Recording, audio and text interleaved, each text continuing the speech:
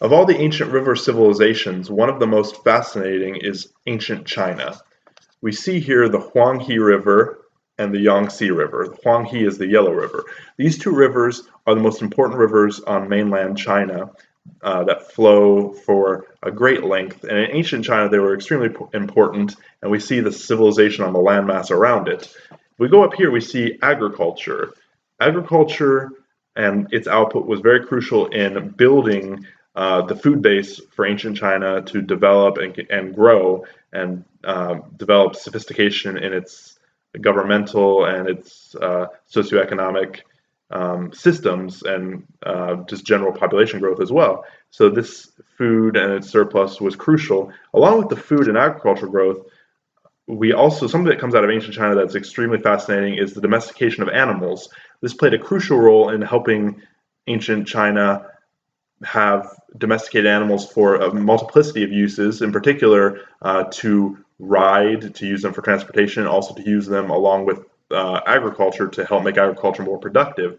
These things, these benefits of the domestication of animals, specifically the domestication of animals itself, spread westward into Eurasia, Western Asia, and Europe, and would play a crucial role there from germinating in ancient China. So this is very important in ancient China, the agriculture and the domestication of animals. If we move here, the Silk Road, we see the Silk Road. The Silk Road was crucial for the spread of economics and also ideas and philosophies.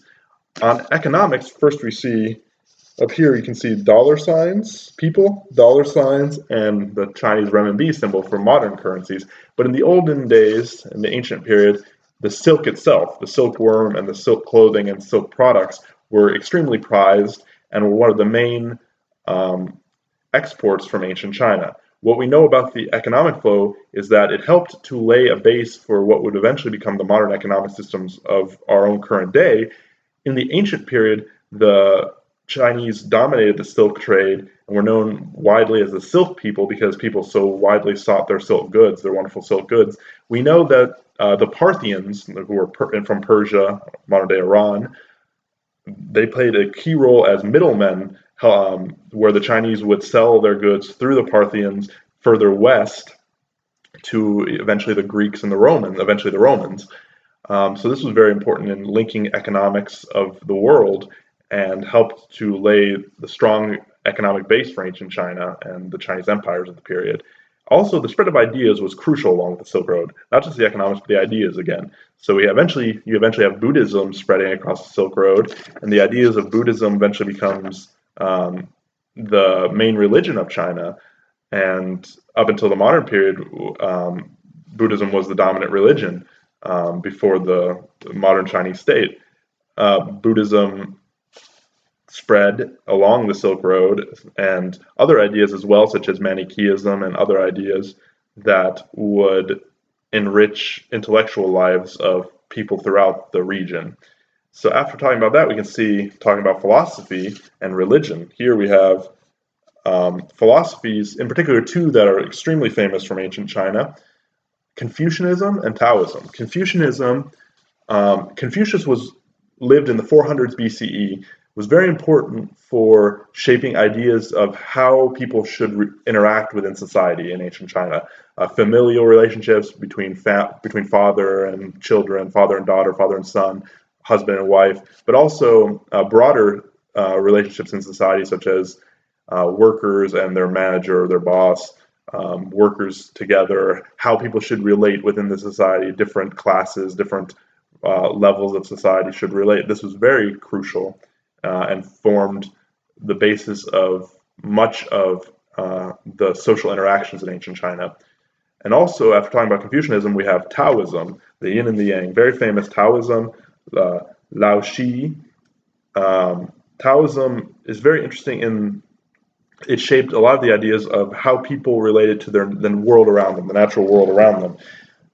Ideas of how people related to the elements, the nature found around them. There's many parallels one can see to Japan and Shintoism, the ideas of, again, how humans relate to the natural environment around them, the balance in nature and ideas such as that. And then lastly, we see in governmental and how the geopolitics, or the sociopolitics, I should say, played out within ancient China. We had the mandate of heaven, which was a very famous idea, specifically prominent in the Zhou dynasty period. It was the idea that a ruler was either blessed by the gods or that the gods were frowning on his rule. And the people looked to see if a ruler was someone who had the mandate or someone who was the gods wanted, things would be good. There would be good economics, the agriculture would be doing good, there would be no disasters, etc. Whereas if things were going bad, that was something negative for their mandate. As we read on page 57 of the Ancient Chinese World, for a long time it looked as though heaven was on the side of the Zhou. People became suspicious about their mandate, however, when disasters started happening during the reign of King Yu. And it goes ahead, it says, it seemed that the Zhou were about to lose the mandate. So this idea was very important for rulers to keep the mandate to stay in power, and people wanted to unseat them to say no, that their mandate had been taken away and had gone to somebody else.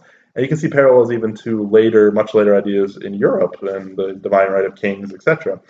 But this idea was very important in the rulership and the government of ancient China. So again, we have the Huanghe Yellow River, the Yangtze River, the agriculture and the domestication of animals, the legendary Silk Road, the spread of economics and ideas, the philosophies, specifically Confucianism and Taoism, that shaped ancient China, and also the governmental ideas such as the mandate of heaven, which played such a key role. If you would like to know more and to further your inquiry about ancient China, please see the work The Ancient Chinese World by writers Terry Kleeman and Tracy Barrett, published by Oxford University Press. Thank you so much.